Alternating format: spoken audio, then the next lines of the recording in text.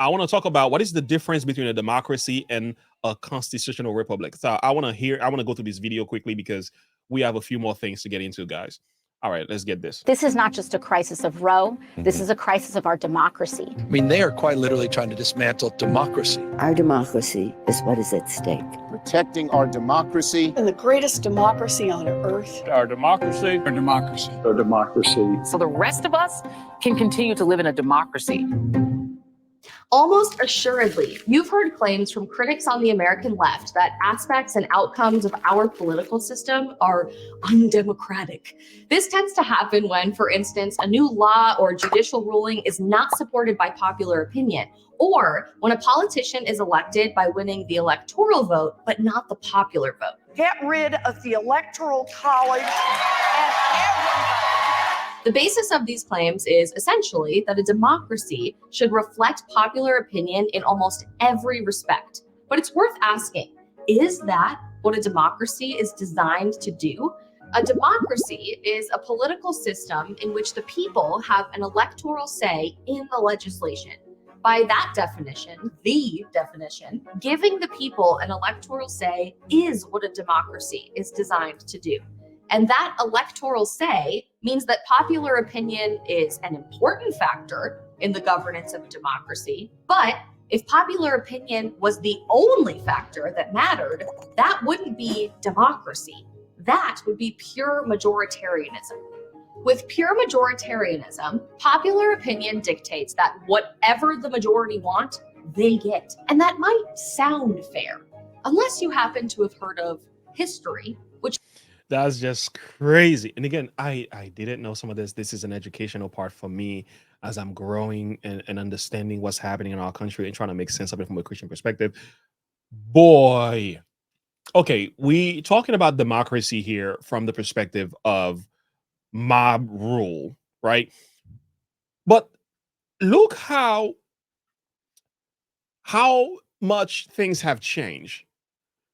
Look at, we don't even need a mob to rule anymore in today. Some are surrendering and capitulate and submit. They are submitting to the minority. You can have a small group who believes something. They surrender to that group. You can make a video, for example, right, where you get like 5,000 views. But if you have like 100 people out of that 5,000 who complain about something, they give their intent to the small group. And I'm saying, gosh, if we are having issues with the minority and their voices are already controlling the narrative, how much more issues are we gonna have when the mob say this is the way it ought to be? And I said, Lord, we are in trouble. And this is why we need to understand history and have a proper perspective. And I'm so glad I'm growing and understanding some of this stuff. So let me go back. Turning Point USA. Continue. Which is replete with instances of majorities bulldozing the rights of minorities on the basis of race, religion, ideology, geography. It goes on and on. Man's capacity for abusing his fellow man. Darth Vader, thank you for that. So yeah, the minority can be a mob.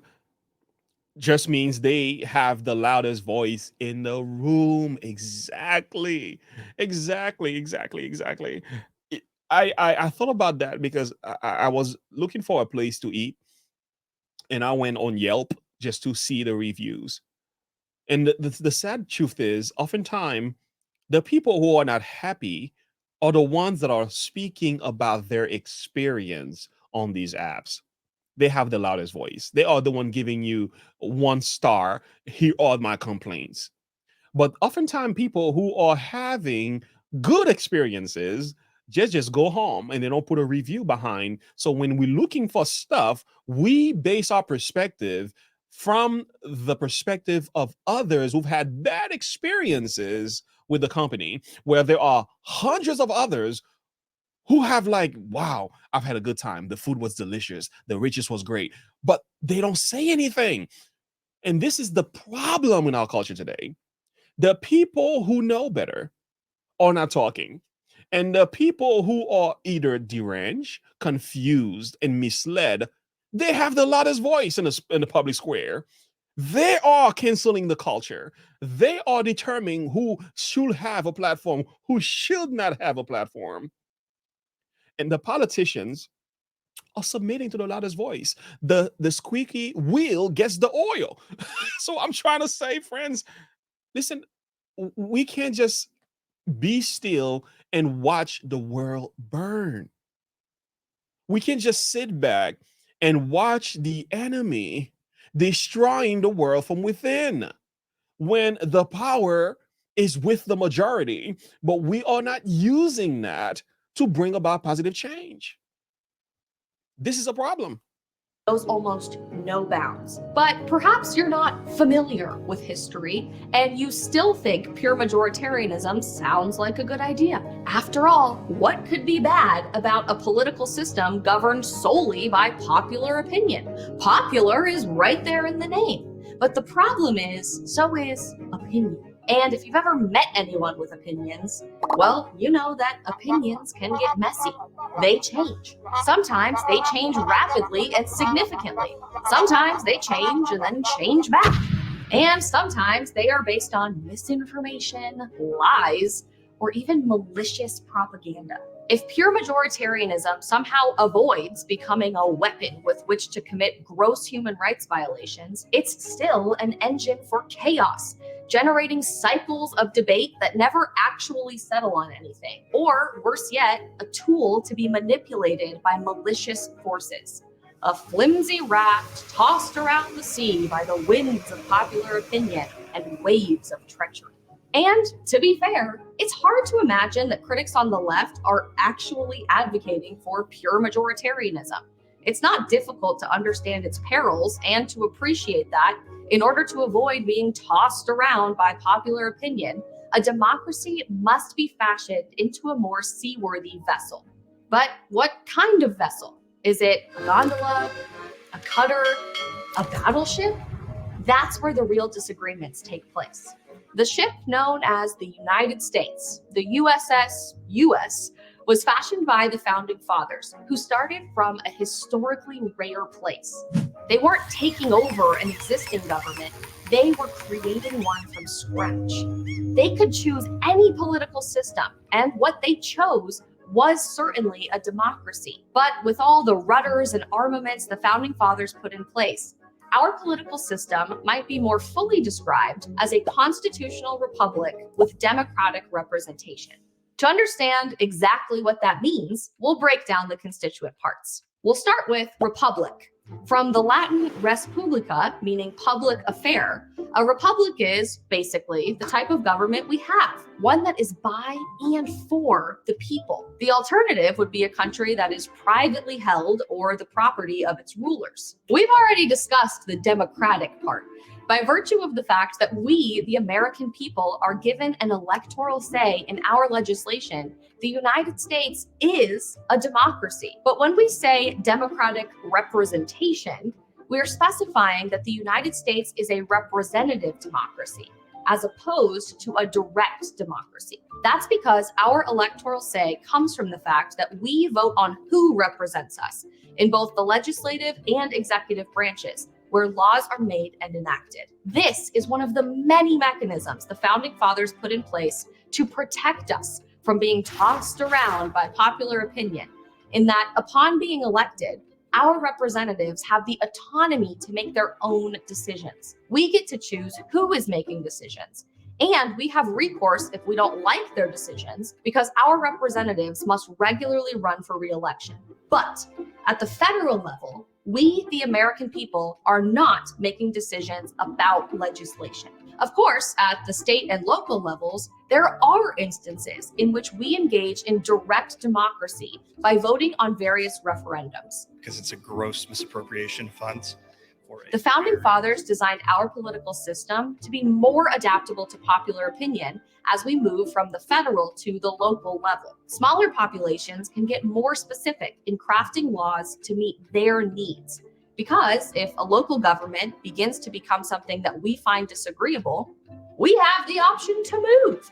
That's true of state governments too. Home prices. That's the big driver. It is causing tens of thousands of Californians to seek out new places to live right here in the Lone Star State. It's a brilliant application of the free market concept, allowing state and local governments to compete for businesses and populations.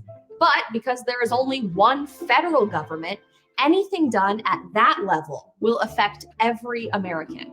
That is why, if local governments are designed for quickness and maneuverability like a speedboat, the federal government is designed to be slow and heavy. Changing its course is difficult, taking tremendous time, energy, and willpower. One example of this is the filibuster. Critics on the left love to point to the filibuster as an example of our political system being undemocratic, pretending like it's unconscionable that there would be a procedure specifically designed to delay and prevent the legislative process. We've got to end the filibuster and let majority rule. But truly, it's only pretending, as evidenced by the untold number of times the left have used and defended. Bernie Sanders wish that he wishes this at that socialist perspective he has on many issues. No wonder why you're gonna end the filibuster. No, no, it's gonna leave us to mob rules, and that's definitely gonna lead us back to socialist and globalist ideology. We can't have that. The filibuster. This opportunity to talk a bill to death gives those with a minority viewpoint a voice in the Senate, maybe the most straightforward hedge against pure majoritarianism. But there is also a hedge against the minority cajoling the majority, because with 60 votes, a filibuster can be broken. In other words, if there is overwhelming support, a supermajority, the USSUS can be turned. But thanks to procedures like the filibuster, our political system doesn't flip-flop legislation every 4 years, undoing and redoing the same things in a perpetual cycle of pettiness. It's important to understand, though, that just because state and local governments have more flexibility, there are limits on what they can do. And that's where the constitutional part of constitutional republic with democratic representation comes in. The idea of republics and even democracies predates our political system, but the Constitution of the United States marks an innovation of thought.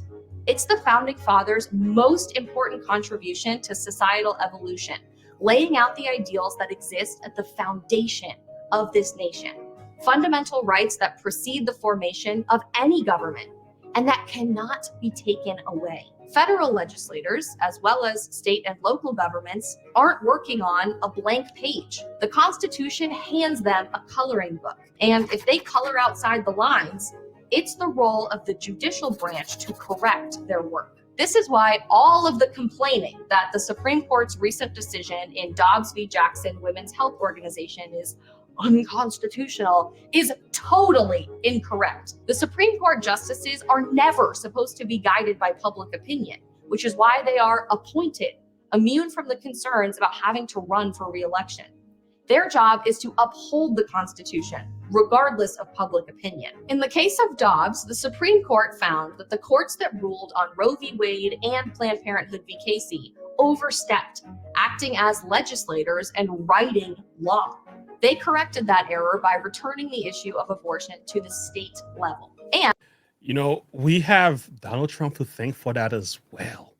Yeah, I mean, having elected a number of Supreme Court justices before I would say he was usurped because of Mr. Biden's laptop, his son's laptop, and the impact that had on the election, only God knows. But nevertheless, we got to thank Mr. Trump for that. And Mr. Trump is coming up next. Let's keep watching. And again, the beauty of this country is this ability that we have to disagree on many issues. When things are happening at the federal level and also on the local level, it still gives the people a level of power. And this is the thing, even when we have like the Roe v. Wade, for example, right? And we're no longer supporting that from a federal level. We put that in the hands of the local officials and so on. So therefore, if you have an issue with abortion, you want to get your baby aborted. Fine. I don't agree with you, but you can do it. But therefore, you can go to a state where this is being done, where there are other states that are voting against it, or other states that are voting for it. So therefore, that gives people this balance. And I think it's not a bad thing. And this is the beauty of this country, though. This is the beauty. People are growing or emerging. We're understanding. We are evolving in so many different ways. So even the way the system is set up with a constitutional republic, with democratic representation, it not only empowers both the state but also the local people as well to have a voice in a say in the direction of the country. That is good. That is what was lacking in the old world and so many of these tyrannical laws that has happened in the past. And you notice even with socialism, it's all about the power, those on top heavy, controlling that which is at the bottom, which is also problematic and has always led to serious persecution and demise of those who disagree with the powers that be. So this is why there has to be a balanced approach to this. And I'm just so glad I'm being educated here and understanding a level of what's happening here. And if Americans truly believe that abortion is a right, there's recourse for that. A supermajority of representatives in Congress could pass a constitutional amendment making abortion the law of the land. Such a notion certainly did not belong to the founding fathers. It would have been unthinkable. But they had the humility and foresight to understand that the morals of their day might not be the values of tomorrow. The political system they designed is made to moderate between the countervailing.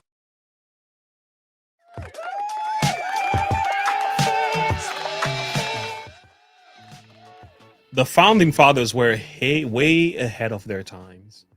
They knew these men had wisdom. These men, they had the Bible. They understood the old world. They fled from Great Britain and many of these countries. Some of them were Puritans themselves. Some of these guys, they understood how this thing was to be worked out. Unlike we have issues today and the confusion we now have. Anyway, let's keep going. It seems like my camera is not charging. Okay, let's go back. Concerns of stability and popular opinion, while always protecting our fundamental rights. Thomas Sowell said, "There are no solutions. There are only trade-offs." Critics on the left should exercise some humility and foresight of their own by trying to understand the wisdom behind the trade-offs the founding fathers made when fashioning this ship. It seems they recognize that wisdom when the filibuster, Supreme Court, Electoral College, or our system of checks and balances work in their favor.